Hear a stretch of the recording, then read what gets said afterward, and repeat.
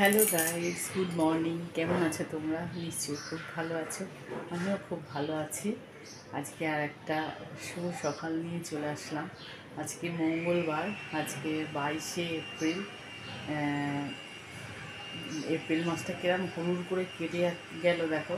এই পয়লা বৈশাখ পড়লো 14ই এপ্রিল, তার আগে এপ্রিল মাস শুরু হয়েছে, কিন্তু কীরকম হুড়ুর করে কেটে গিয়ে আজকে 22শে এপ্রিল হয়ে গেল। মানে হ্যাঁ, এত তাড়াতাড়ি কেটে যাচ্ছে। গরম পড়েছে ঠিক কথা, প্রতিদিনের গরমের কষ্ট ভোগ করছি, কিন্তু দিনগুলো হুড়ুর করে কেটে যাচ্ছে। আর এখন দেখছি একটা বিকেলবেলার দিকে হালকা হাওয়া এখনও আছে, কিন্তু যেহেতু প্রচণ্ড রোদ্দুরের তাপ, বোঝা যাচ্ছে না হালকা হাওয়াটা, কিন্তু হাওয়াটা খুব মিষ্টি হাওয়া, ভালো লাগছে বেশ। যদি মেঘলা মেঘলা থাকতো একটু, আর এই হাওয়াটা তো কী ভালো লাগতো। এই যে এখন ফ্যান বন্ধ করে কথা বলছি না, জানলা দিয়ে একটু হালকা হাওয়া আসছে। এটা রোদ্দুরের তাপের জন্য ওটা বোঝা যাচ্ছে না, যদি মেঘলা হতো ভালো বোঝা যেত। তাহলে বন্ধুরা, আমি এই সকালবেলা পুজো আছে সেটা, আজকে জানো তো মঙ্গলবার, আমি আমাদের কুলদেবতা ওপরে আছে, সেখানেও পুজো করতে যাই। মঙ্গলচণ্ডীর, মা কালীর সব পুজো করি। উপরেও প্রচুর ঠাকুর আছে, করতে গিয়ে প্রায় 8 ঘন্টা 45 মিনিট সময় লাগে। আর ঘরেরও প্রায় 8 ঘন্টা সময় লাগে। এই 1 ঘন্টা আমার মঙ্গলবার। আর বৃহস্পতিবার যেহেতু মা লক্ষ্মীর ঘট পাততে হয়, সেই জন্যও প্রায় 1 ঘন্টা। এই দুটো দিন আমার 1 ঘন্টা করে পুজো লাগে, আর অন্যান্য দিন 8 ঘন্টার মধ্যে হয়ে যায়। মন্ত্র সব কিছু বলতে হয়, তো ওটা করতেই সময় চলে। বজরংবলী, হনুমান চল্লিশা পড়ি।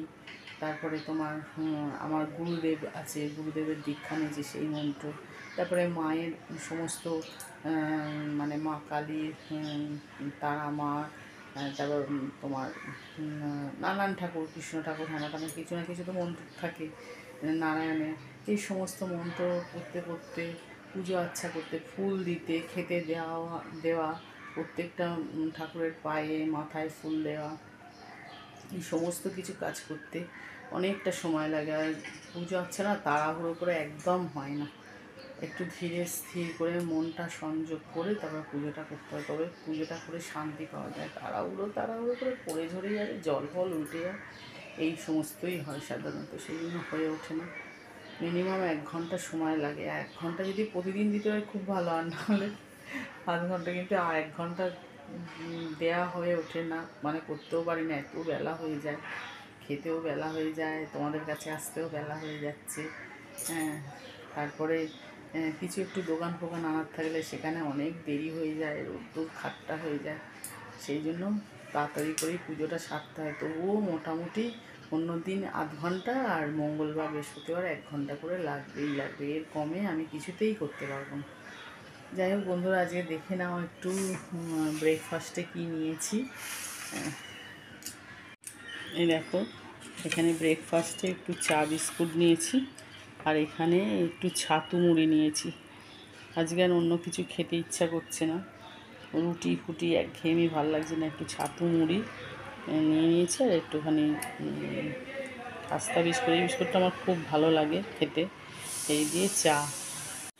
তাহলে বন্ধুরা, ব্রেকফাস্টটা সেরে আজকে কী রান্না করব না করব তোমাদের সঙ্গে সব শেয়ার করব, তোমরা সঙ্গে থাকো কেমন। তাহলে আমি ব্রেকফাস্টটা সেরে আসছি। দেখো, এখানে আমি চকলেট আইসক্রিম করেছি, মানে চকলেট দিয়েছি, দিয়ে দুধের সঙ্গে ফুটিয়ে নিয়েছি। হ্যাঁ, চিনি, দুধ আর চকলেট দিয়েছি, দিয়ে ভালো করে ফুটিয়ে নিয়ে, আর এইখানে লাস্টে এখানে যে কর্নফ্লাওয়ার গোলা জল দিয়েছিলাম, দেখো এখনো এই বাটিতে রয়েছে।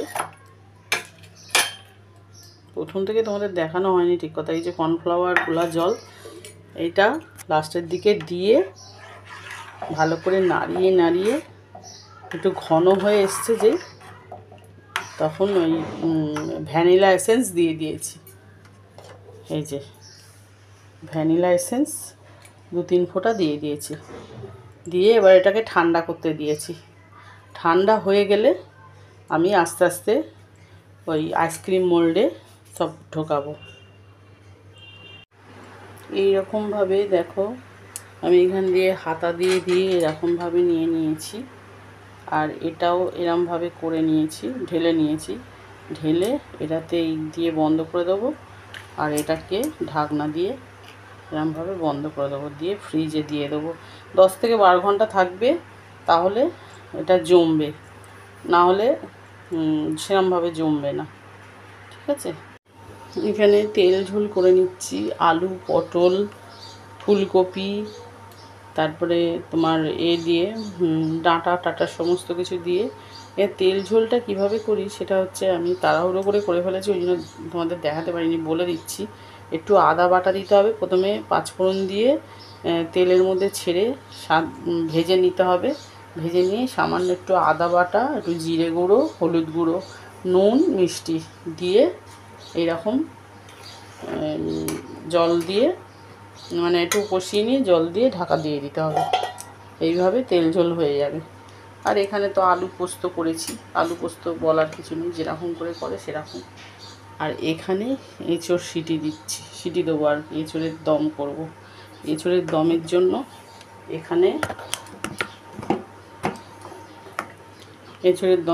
এখানে আদা, যেহেতু আজকে পূর্ণিমা, ওই জন্য এঁচোড়ের দমটা পেঁয়াজ রসুন দিয়ে করব না, ওই জন্য আদা, কাঁচা লঙ্কা আর একটু হলুদ না, আদা, কাঁচা লঙ্কা আর গরম মশলা দিয়ে ফোড়ন দিয়েই একবারে করব। আদা আর কাঁচা লঙ্কাই বেটে নিয়েছি এখানে মেনলি, আর এখানে গরম মশলা কড়াইতে দিয়ে করব। দেখো আমার এই তেল ঝোল হয়ে গেছে, আর এখানে পোস্ত হয়ে গেছে, আর আমি লাঞ্চও বেড়ে নিচ্ছি। বন্ধুরা, আমি লাঞ্চটা করে নিই, তোমাদের সঙ্গে সন্ধেবেলা দেখা হচ্ছে। কেমন দেরি হয়ে গেছে বলে না, আর আমি তোমাদের ডিটেলে কিছু দেখাতে পারলাম না। এই তেল ঝোল দেখছো, পোস্ত আর একটু আমের চাটনি নিয়ে নেবো। আজকে পূর্ণিমা তো অন্য কিছু করতেও পারছি না। আর ওবেলা করবো পটল ভাজা আর এঁচোড়ের দম, এই করবো। তাহলে বন্ধুরা, আমি সন্ধেবেলা তোমাদের সঙ্গে আসছি। হ্যাঁ, এখন লাঞ্চটা সেরে নিই।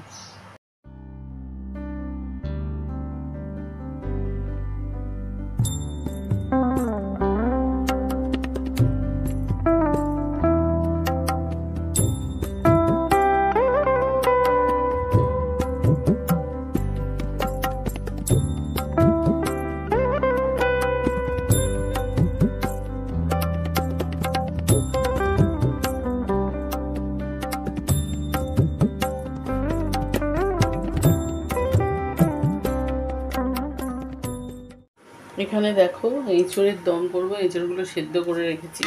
আর এখানে ফোড়ন দিয়েছি, জিরে ফোড়ন, গোটা জিরে ফোড়ন, হিং আর গোটা গরম মশলা তেলের মধ্যে দিয়ে দিয়েছি। দিয়ে এখানে এই যে পেস্টটা করে রেখেছি, আদা, কাঁচা লঙ্কা, এই পেস্টটা দিয়ে দেবো। আর কিছু দিইনি, শুধু আদা আর কাঁচা লঙ্কা। যেহেতু আজকে পূর্ণিমা, সেই জন্য পেঁয়াজ রসুনের কিছু খাবো না, সেই জন্য আমি কী করবো, এতে দিয়ে দিলাম হলুদ, জিরে গুঁড়ো আর একটু নুনও দিয়ে দিয়েছি, আর দিয়ে দিলাম তোমার একটু মিষ্টি।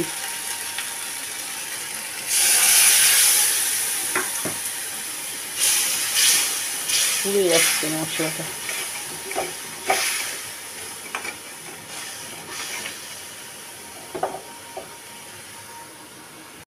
এই দেখো আমাদের ডিনার করেছি, রুটি, এখানে হচ্ছে এঁচোড়ের দম, পটল ভাজা আর একটা করে লাড্ডু। এই দুটো পাতে নিয়ে বসে গেছি। তাহলে বন্ধুরা, আজকে আমি ব্লগটা এখানেই শেষ করছি। তোমরা তো দেখলে ডিনার নিয়ে বসে যাচ্ছি।